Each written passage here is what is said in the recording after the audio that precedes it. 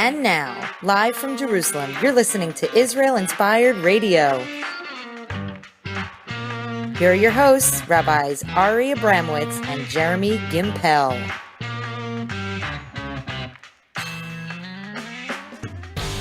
Shalom, and you are listening to Israel Inspired on the Land of Israel Network, thelandofisrael.com. We have with me today on the show, and all of you know I don't say this lightly or easily, one of the greatest, most important people alive, leaders of our generation, and that is Nadia Matar of Women in Green. She is a perpetual source of inspiration to me, and a reminder that one voice can actually shake the world, can really make a difference. So we're going to speak to Nadia Matar. I wanted to interview her today because of the extreme relevance and extreme confusion that is happening right now regarding this Trump plan and the annexation, declaring sovereignty. What is it? Is it a good idea? Is it a bad idea?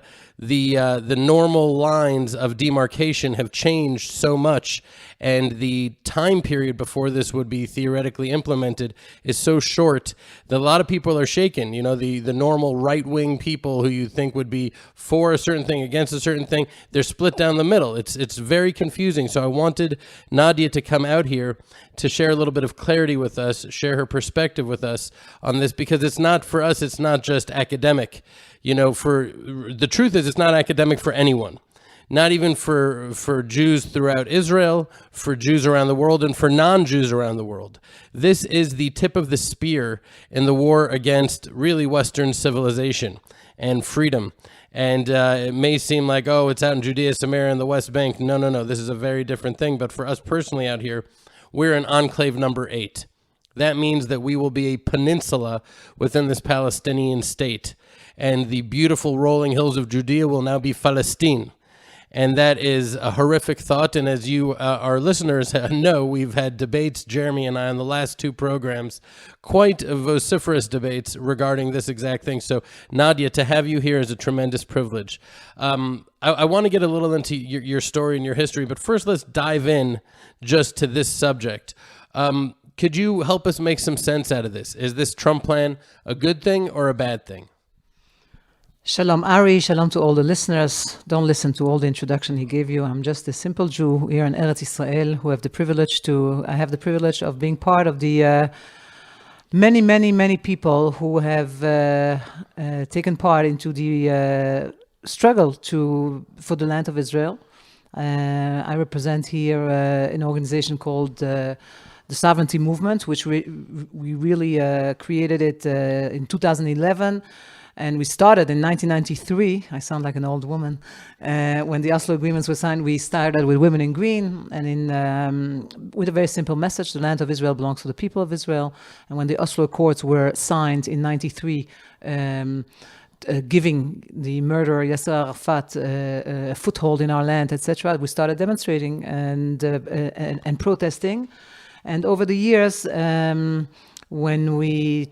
the culmination of that period was the Gush Katif, the transfer, the eviction from the Gaza Strip. And after that, I met a very special person called Judith Katzover, who was one of the real pioneers of the renewed Jewish settlement Hebron, this whole generation of people who, in 1967, the war was won, a 6-day war, a miracle. If you allow me to give a little background, because it's important. Of course, please. As you know, the listeners know, Israel was founded in 1948. We were detached from from Judea, Samaria, and so many more areas. And then we had the 1967 war, where all the Arabs wanted to attack us. Israel was so worried that it would be defeated that they dug 30,000 graves before the war. People don't know about that. They thought it would be the end. And then God gave us this miracle. In 6 days, we returned. Not only did they not succeed in defeating us and destroying the little state of Israel, but we succeeded in returning to Judea, Samaria, Jerusalem, Golan Heights, etc. And what was missing and what was lacking? What was lacking is the real victory. We won, we returned to those places, but legally, the government was in such shock that of the victory, and there was no plan. Nobody planned, what do we do if we win? And when you don't plan, then you do mistakes. And what should have been done on the seventh day of the victory was to include all those areas where we returned to as part of the land of Israel, to basically apply its sovereignty. Like in 48, people don't know, but the first sovereignty that was applied was in 48 when there was a partition plan. And after the war, we returned to more areas that were written down in the partition plan. Beersheba, Carmiel, all those places, we applied sovereignty over it. Anyway, because of this mistake by the government at the time... Well, what was the reason for it seems so obvious that you shouldn't need to plan for such a thing, but it wasn't done. Why wasn't that done? That's a very good question. We're having debate. Let's not hide it. There was a population here that people didn't exactly know what should be done with this, and they were in shock of the victory. It's really in shock. There was no plan. It was a very young state. And then they said, let's create, because we don't know what to do with those areas that we return to, let's create a body that will manage the area till we decide. And that's when the civil administration was founded. They will administer those areas. They thought it would be for a few months till they decide. And meanwhile, heroes, pioneers who listened to the news and said, what do you mean, what do we do?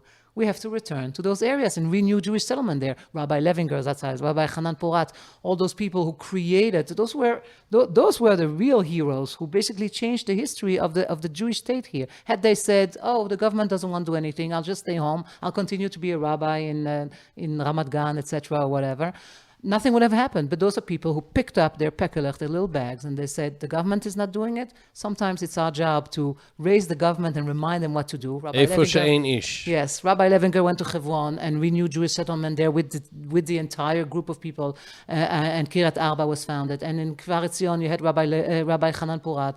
And from Kiryat Arba, the Katzovers went to the Shomron. That's how it started. And from a few people who had a dream, who understood what the message, what God wanted from them. We have now 500,000 Jews here in Judea and Samaria, but what was not changed? The legal status. All those years, even though we built so many Jewish communities here, and one of them being here, where I had the incredible privilege in being in your farm here, it's amazing what you have turned this into. All those areas that were built, 500,000 Jews almost live here. But the legal status didn't change, and the question mark over those areas is still there. So should we be surprised that at a certain point, people started calling us occupiers? They basically said, if you don't claim it's yours, then who is it from? And on the other side, the Arabs started saying it's ours. And therefore, our movement from 93 to 2005, we were saying no, demonstrating no to a Palestinian state. You were with us at the time. No, we were being arrested. We don't want Oslo. We don't want Arafat. No to giving them weapons. No to give.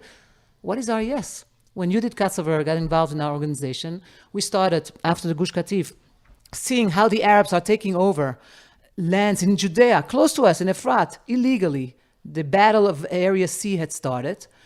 So we had local battles, and we came out and tried to and we won here in Jdema and many different places. We succeeded in redeeming. But anybody who works with Judith knows you cannot never be happy with what you have.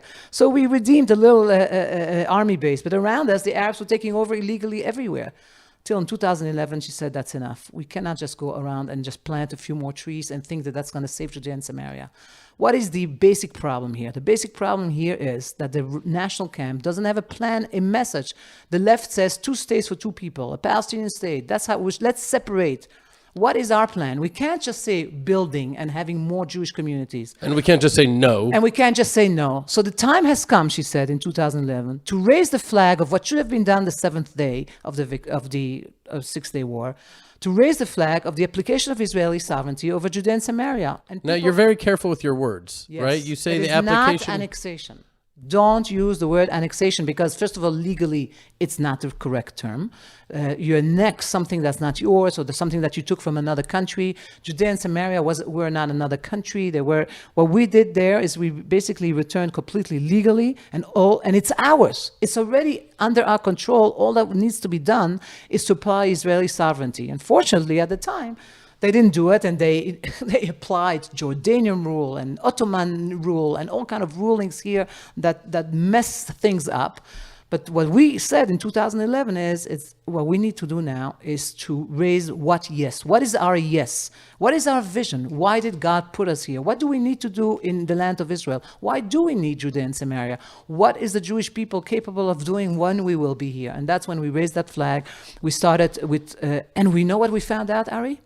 We thought, let's go and convince Tel Aviv people. Started talking about our own friends, and people said, who needs it? They looked up and they said, you know what? And then we realized we have to first do our work within the national camp to convince them that that's what needed. We started with parlor meetings and lobbying Knesset members and in 2011, our first conference in Hebron with a few brave speakers, among them Tzipi Chotobeli, Uri Ariel. They were really brave. They came with we were 200 people. Next year, 500 people in Hebron. Next year, 1,000 people in 2013 in Jerusalem. That's when Bennett came out with his plan. All of a sudden, it started moving. And again, I don't want to take the credit, God forbid. We have to mention those who spoke about sovereignty before us, which is Uri Elitzur of blessed memory, and may she have a long life, Caroline Glick, and Yoram Ettinger, and Mark Weiss. They all spoke about it in their articles in the news, but they spoke about many different things. And Judith said, rightfully, Judith Katzover says, we have to have, just to focus, when you want to inculcate a message in the consciousness of people, you can only talk about that. We're going to take the sovereignty message and, boom, boom, boom, sovereignty, sovereignty, sovereignty. Then we realize that in the sovereignty family of all those who oppose a Palestinian state, you had different people with different opinions. They all oppose the Palestinian state, but they have different plans of how to apply sovereignty. That's when we met Naftali Bennett with only Area C. Caroline Glick said we should do it on everything, and we can give them citizenship, the Arabs.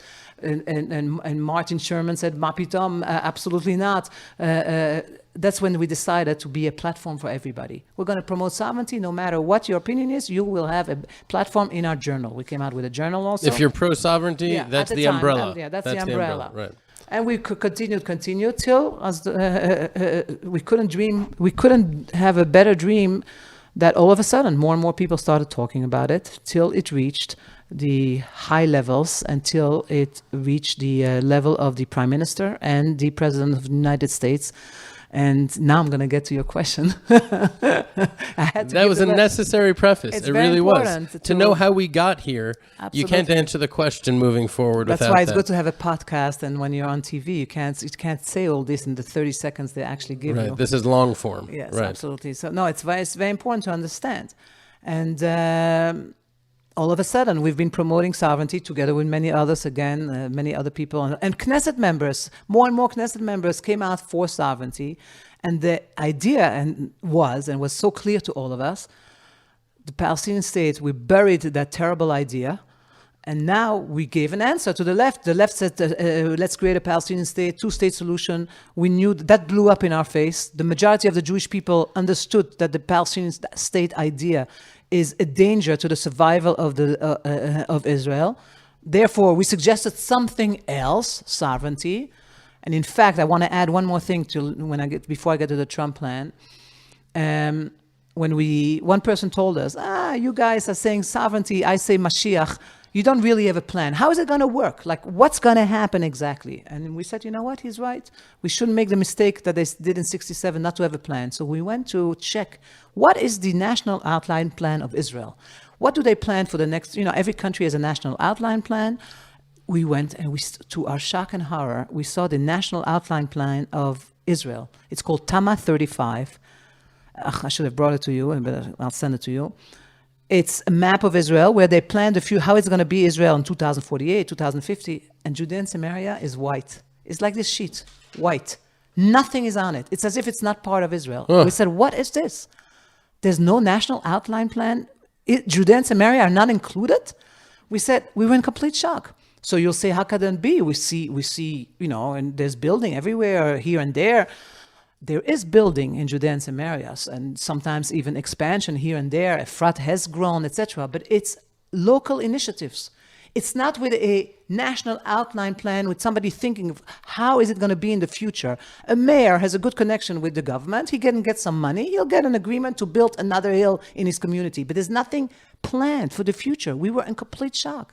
Meaning Israel does not plan to be part of Judea and Samaria, to be part of it. So that's when we went to an architect and we started planning the national outline plan. We call it Tama Mea. Tama is in Hebrew national outline plan. The one that is now is 35.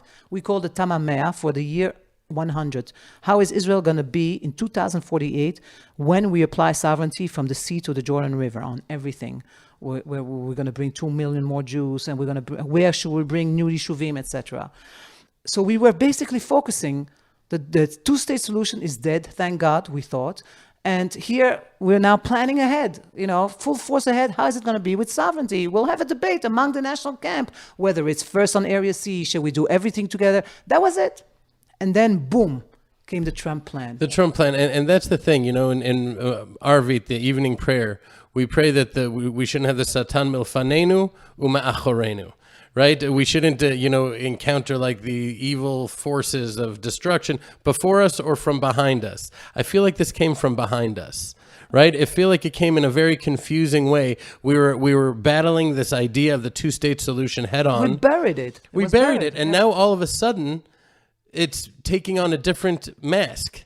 Well, it was very well covered. It's basically, I feel, it's like somebody took poison and wrapped it in a candy of sugar called sovereignty. And somebody took our dream of sovereignty and the vision and misused it and deformed it to push something else completely. And that is, you realize this only when you actually read the Trump plan. First, they had all those loud, beautiful bells and parties. Wow, Washington, we're going to have sovereignty in a few days. But nobody really read the document. And when you start reading the document, you understand that the entire purpose of this plan is the creation of a Palestinian state. And we, as an ideological movement, we first of all oppose, before I get into the details of the 30%, 70%, I don't get into that first. The first is the underlying premise. What is the premise of this? I want to quote two sentences. The premise of this plan. That's how it starts. Introduction. Background. Israelis and Palestinians have both suffered greatly from their long-standing and seemingly interminably conflict. That's the first sentence, okay? And then Palestinians have aspirations that have not been realized, including self-determination. I'm quoting from a little bit further. Legitimate aspirations of the parties. While the Palestinians have never had a state, they have a legitimate desire to rule themselves and chart their own destiny. Any workable peace agreement must address the Palestinians' legitimate desire for self-determination. This vision addresses these legitimate concerns through, among other things, the designation of territory for a future Palestinian state, strengthening Palestinian institutions of self-government, providing Palestinians with a legal status and international standing of a state, ensuring solid security arrangements for them, and building an innovative network of roads, bridges, and tunnels that enables freedom of movement for the Palestinians. On and on. I could tell you now many, many more quotes. And you wake up out of the blue all of a sudden, here you can take this, and you realize that everything they've been telling us that's not it at all. And I don't even know if President Trump is aware of it, because at the very beginning... So who wrote those words? That's a good question. I want to first give praise to President Trump for something, because President Trump, with all the introduction I gave you, when finally President Trump came and declared loud and clear, before this document came out, that he acknowledges the fact that this land is biblical land and belongs to the Jewish people. We applauded him. And the fact that the Israeli communities in Judea and Samaria are legal. We applauded him. I don't feel many people say we can thank him, but in the end, he's not doing us a favor, okay, when he says that. Countries have interest. Countries have interest, not only that, and he is courageous and brave. He wants to stand on the side of truth and justice. He also knows that his constituency are Bible-believing Christians who believe in this and know that this is the truth. So President Trump stood on the right of truth and justice.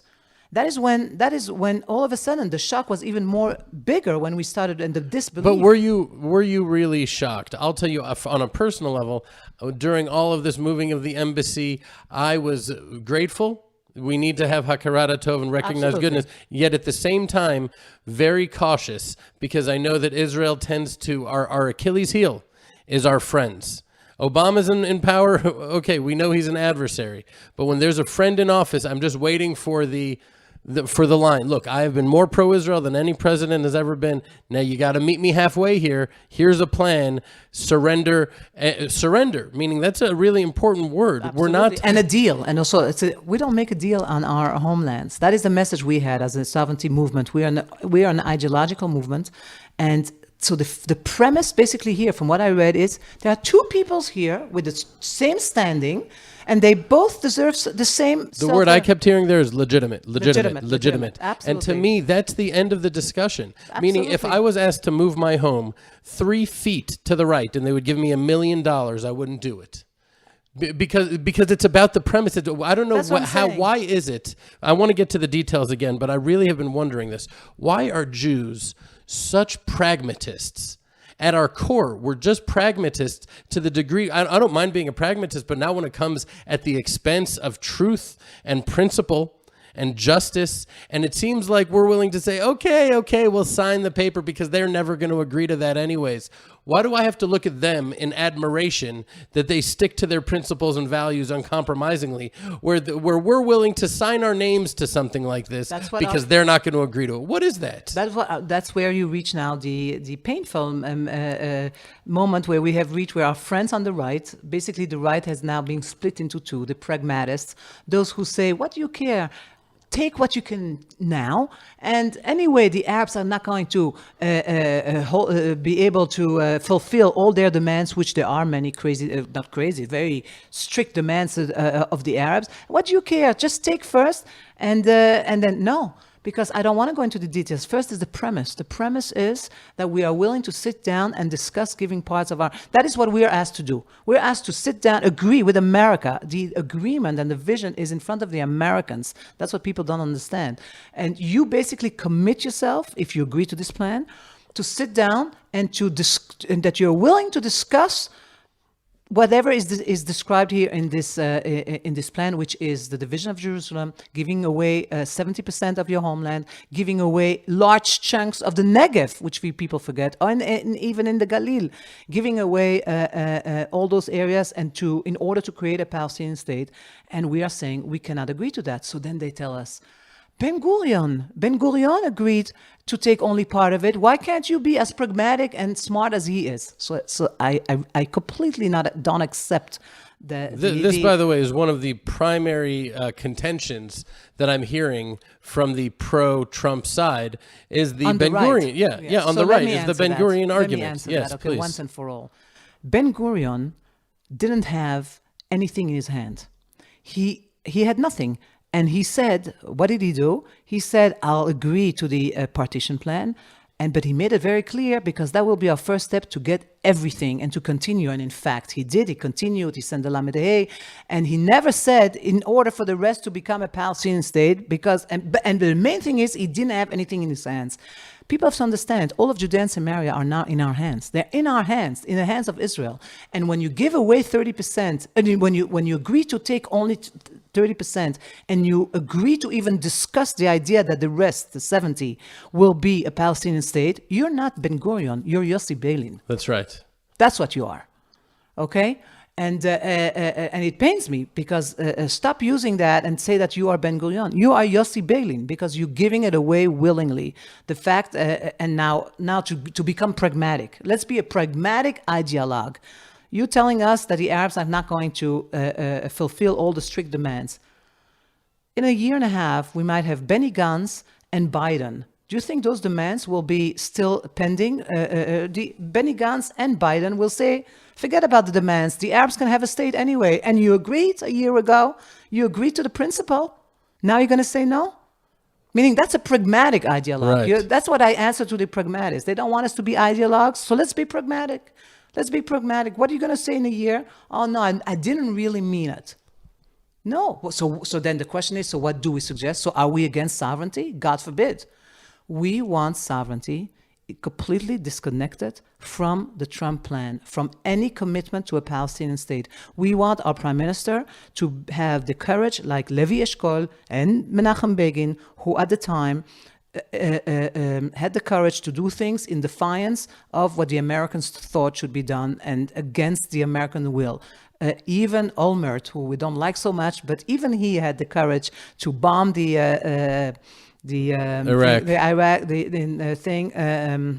nuclear reactor in Iraq. When Bush was completely against it, and we heard from Yossi Dagan that he spoke to somebody who was in the room then, and Bush said at the time why he has courage to do something even though we don't agree, and they respected him. People respect you if you do what is good for the interest of your country, and that's our message. Particularly when America's head is spinning right now. The country's in flames. It's falling apart. We have to be able to recalibrate our understanding of geopolitics and understand that we're actually a very strong and stable country, and we don't need to be so terrified. They're offering it to us right now. Who are they to offer us anything about our own land? Absolutely. I wouldn't respect a country that reacts and it is in their interest. A Palestinian state is against not only the Israeli interest, it would be the suicide for Israel, but also against the American interest. You have been, and the main thing is, we have friends, as you very well know, Representative Alan Clements and others, who worked very hard to take out of the Republican platform the clause about a Palestinian state. They made a holiday out of it, and we praised them. Who is the person who revived the monster of the Palestinian state? Who is the person who came up with this crazy idea? We don't know. I don't have an answer to that. Do you have an intuition? Unfortunately, Jared Kushner. Well, Kushner didn't. Kushner, we know he's the one who's pushing the line for the Arabs. But I will say that we hear that Prime Minister Netanyahu also has his influence on this plan. And the Bar Ilan speech that we're coming out this tomorrow in 2 days. And I urge you all to get the Jerusalem Post. You'll see our new insert of the Sovereignty Journal. And former Minister of Transportation Bezalel Smotrich basically says the Trump plan is a copy of the Bar Ilan speech. And who knows how much influence it's just Bibi a repackaging. So let me ask you about that. Bibi Netanyahu, as much as I often disagree with him, I do have a feeling about him that he really does at least have the best interests of the Jewish people at heart. Disagree or agree, I think so. There are other people like Ehud Olmert who I did not feel that way. I felt it was very much about their own political career and taking pictures with Hollywood movie stars. But what is he missing? Where is the flaw in his perspective on this? He's a brilliant man. Why doesn't he see what is blatantly I think, first of obvious? all, I agree with you. It's certainly has done so many good things, and we have to also give todah where we have to give todah. He has done a lot of good things, but on this issue of sovereignty, maybe I'm just guessing, maybe he really doesn't want to deal with the 1.8 million Arabs and doesn't have the stamina and strength and courage to say that we can keep our homeland and not create a Palestinian state. I don't know. I don't have the answer to that. You'll have to let me ask you a question, interview an expert on psychology and on Bibi Netanyahu. Because he is a pragmatist extraordinaire. Exactly. But what I admire about you, the reason I'm always excited to hear what you have to say, is because you are an uncompromising ideologue that is also a pragmatist at the very same time. But you're starting at a place of like, this is truth. Now, how do we pragmatically implement that truth? And there is a way. We have a plan. Right. There is so a way. that's my You don't question have to you. give I want to ask you. citizenship. Nadia Matar is prime minister. No. Wow. Or defense minister. I'm not any minister, but I'm asking, let's say that were to happen, okay? Or you're the chief advisor to, let's say that. What is the plan? You know what? The first thing that needs to be changed is the consciousness, is to basically, they say that there's Arab terror because they live in despair. That's what they always say. There's such despair by the Arabs that there is terror. There's not despair, there's hope. As long as they have hope that they can get chunks of our homeland, they will continue terror. The first thing any prime minister has to do is to, when he gets to his first speech to the nation, He said, the time has come to take away this question mark over this area and to declare loud and clear the land of Israel between the sea and the Jordan River is one state for one people. And we invite the non-Jewish population who is here to be with us. You cannot be, at this moment, citizens, because we cannot have a situation where we give 1.8 million Arabs, who now many of them are hostile, but that's another topic we should discuss. Most of them are not. Believe me, that most of them represent, we have somebody we know from Jericho, his name is Bassem Eid. I'm sure you met him, right? Yeah, of course, I worked with him. And his sentence is the best. I prefer to be a resident under Israeli sovereignty than a citizen in a corrupt, terrorist Palestinian state. They don't even want citizenship. So the way to apply sovereignty, we first have to break the hope of that them ever getting a state from our own the homeland. packaging of that statement doesn't sound great. Break their hope. You know, I don't... I don't package it. I'm just telling you this now, that we have to once and for all tell them clearly, you're not going to have a state within the boundaries of, which is smaller than the state of New Jersey, between the sea and the Jordan River. There's only one state, the state of Israel. Now we can sit down and tell you how it's going to be. We're going to bring here a couple more million Jews. And the main idea is sovereignty means sovereignty between the sea and the Jordan River with an overwhelming Jewish majority. The state of Israel will be with an overwhelming Jewish majority and a small non-Jewish minority loyal to the state of Israel. Basically, I think that Bezalel Smotrich, Minister of Transport, the previous one, said it very well. We will offer the Arabs different options. You want to be with us and live with us and be loyal residents. Bruchim Abayim, you welcome. You want to live in an Arab country. You want to have your own Arab prime minister. We're going to help you to leave. And you want to fight us? If they're residents, do they have any sort of say? Do they have any sort of political clout? Do they have a way of advancing their interests? So, as I told you, no, they're not going to get any national. Any way of having any national self-determination, as is described here. They will have private rights like any other residents, but once and for all, we have to crush this hope of theirs of getting national rights on our homeland. That we have to say it very clearly. That's what the next prime minister will have to say, to make it very clear. And you know what? Most Arabs will agree to that. They will accept that, because let's divulge the big secret, and Moti Kedar speaks about it all the time. The Arabs don't want a state. They want to live according to the Chamula. That's their culture. The culture is to live according to tribe, the tribal culture. They don't want a state. They don't want to run their own lives. And this whole idea of giving them a state is this distorted way of Westerners who think that they know better than the Arabs themselves. I will never forget how in the early 90s, during the Oslo agreements, we used to demonstrate with Women in Green against the Oslo agreements. And Walid from Vadinis, the nearby village who worked in Efrat, with whom we were in very good contact. I'm talking about before the Oslo agreements were implemented, before his village became Area B. He says, Nadia, I see you always with those signs against the Oslo agreements. I wish you luck, because if you don't succeed, then my village will become Area B. And those people and foreign Arab leaders will become my leaders. I mean, what is the Oslo agreements? The Oslo architects came and took terrorists from outside of Israel, put on them some kind of how do you call it? Aniva, a tie, and forced them on the local Arab population, meaning the PA, the Palestinian Authority, was an invention of the Oslo architects.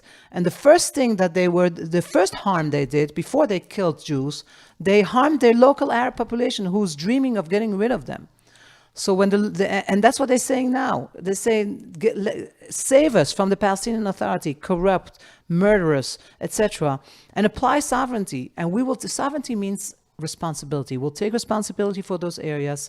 We will give them private rights, human rights, whatever they need.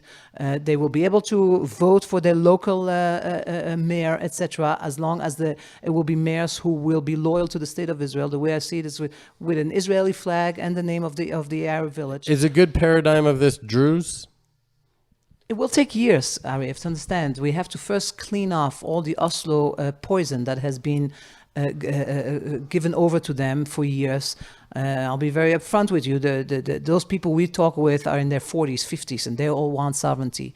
The younger generation who don't remember what it is to be under Israeli rule, maybe are more connected to Hamas and to terror groups, etc. We'll have to clean up the whole area. But one thing is for sure: Israeli sovereignty means Israeli responsibility, control over the whole area. Will make it clear that this is our land, and that anybody who respects the rules will have a good life. The others who want to be terrorists will not have a good life. And what does that mean, will not have a good life? They will be thrown out of the country? Anybody who wants to live under Israeli sovereignty will have to have some kind of Process. loyalty. There's a process. And there's a process. I think Moshe Feiglin was talking Yeah, about like an Moshe- 8-step process. Moshe Feiglin and Smotrich. But I'm there's, asking about Yatta, right? The village of Yatta that Ari Fold's murder came out of, that so many murderers and terrorists have come out of, that celebrate in the streets. What happens to that village? Before anything happens to Yatta, the PA has to be dismantled.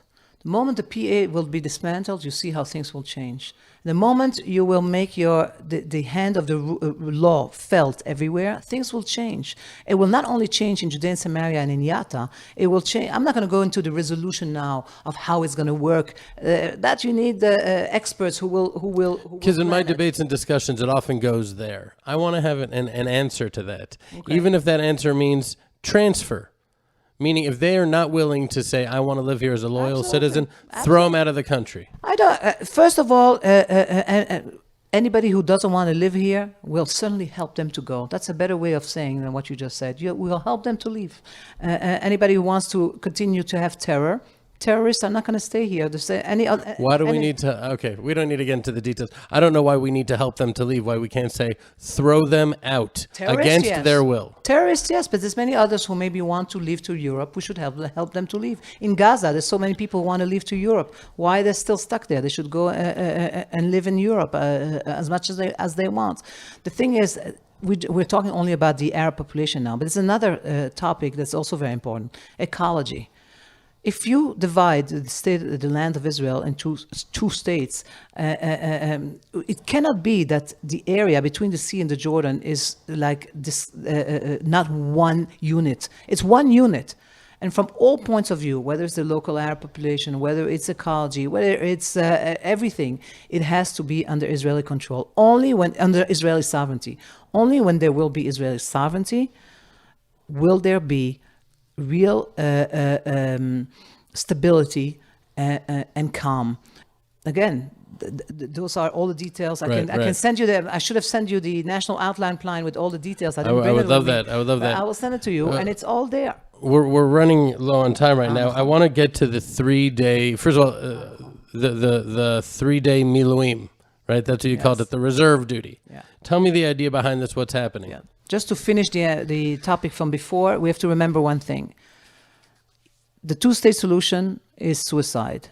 Sovereignty is a headache. And all these discussions that we started discussing now, but that doesn't mean that you give up on your land. And many people don't want that headache, and they say, let's call those people that don't want the headache the 10 spies, right? The 10 spies.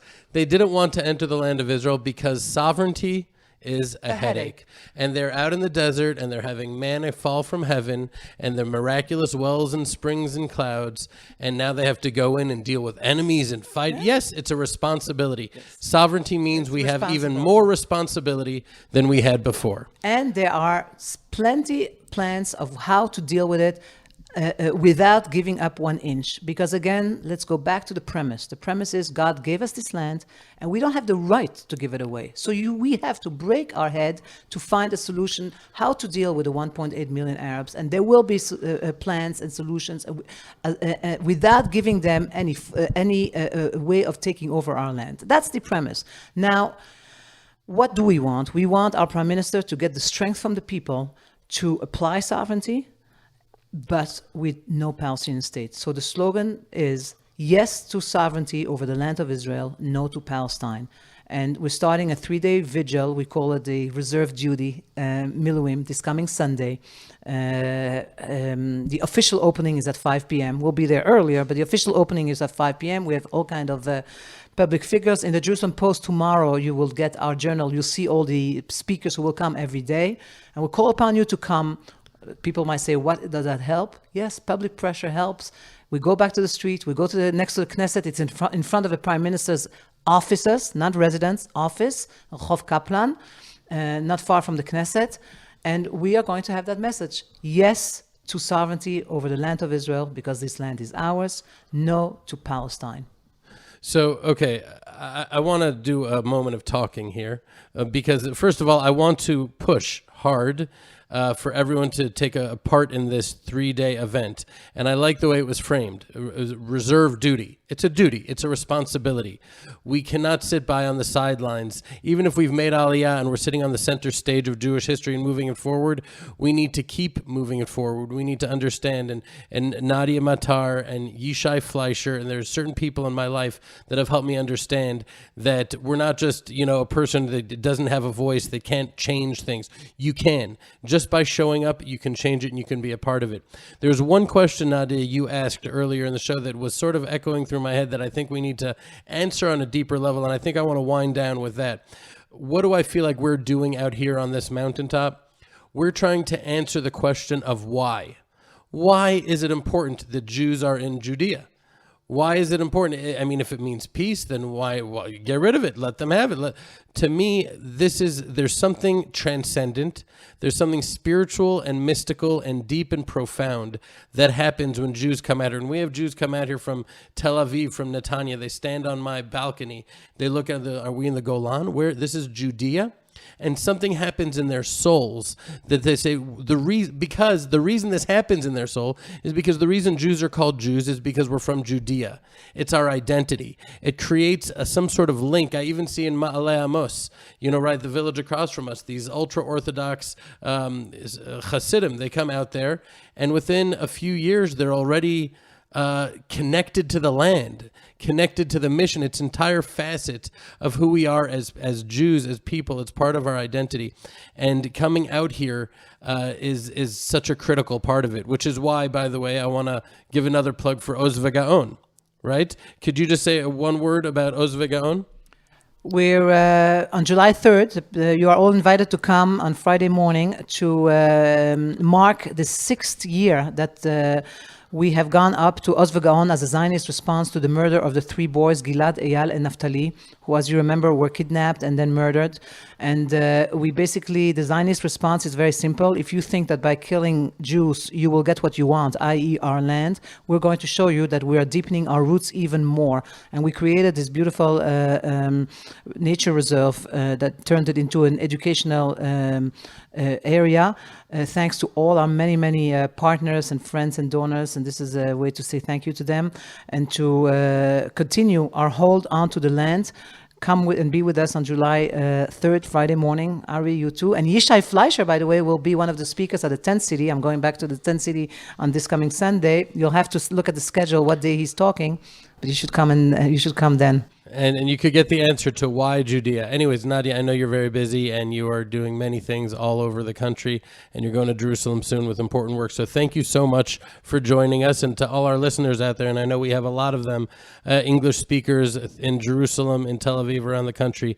Come and be a part of this event. If you want, send me an email, Ari@thelandofisrael. I'll send you a flyer about it and tell you how to be a part. If Nadia, I can have one sentence? Of course, you could have many. Because we discussed some very troubled, that we're troubled by this plan, and that we're a little bit worried, but in the end, we are all optimists. You know what an optimist is? An optimist is somebody says, the situation is not easy, there's trouble, but with God's help, if I work hard, I will overturn it and everything will be good. So that's what we're doing. Working hard, and we're all Yachol optimists. Nuchala. Bidiuk. Alo nale. Okay, shalom, shalom. Thank you. Enhance your faith, deepen your understanding, align your destiny with the Land of Israel. Subscribe to the Land of Israel Fellowship, an exclusive virtual seminar led by Jeremy Gimpel and Ari Abramowitz, with live weekly interactive sessions and ongoing personal mentorship.